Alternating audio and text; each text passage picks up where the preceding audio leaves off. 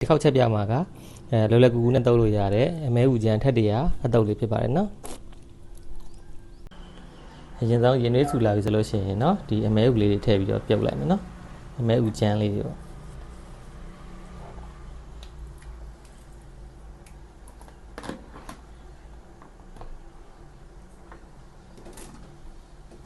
မဲဥကလည်းခဲဒါတော့တဝက်တစ်ပြက်ပြုတ်ပြီးသားဟာလေးတွေပေါ့နော်အရင်အကြာကြီးတော့မပြုတ်ရတော့ဘူး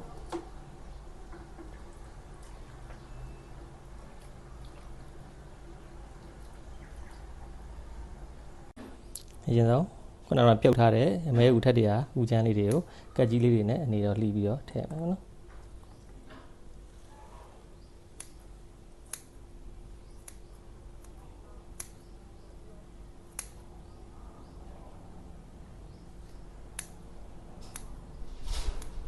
ပြီးရင်စက်တော်သိန်းလေးတွေထည့်မယ်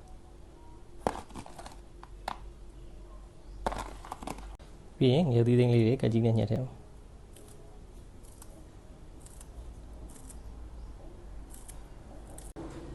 ပြီးရင်ကြက်သားမှုန်လေးနဲ့ထည့်မယ်ပြီးရင်တမ်းမြရည်လေးရွှေလေးညှက်လိုက်မယ်နော်ပြီးရင်ငမ်းမြရည်လေးနဲ့ထည့်မယ်နော်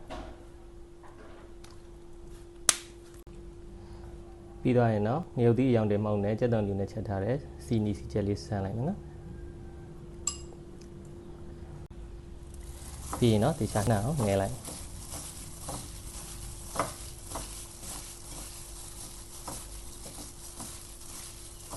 ဆိုရင်တော့လောလောကူကူနဲ့မြန်မြန်ဆန်ဆန်တုပ်လို့ရတဲ့အမဲဥကြံတုပ်လေးရပါပြီနော်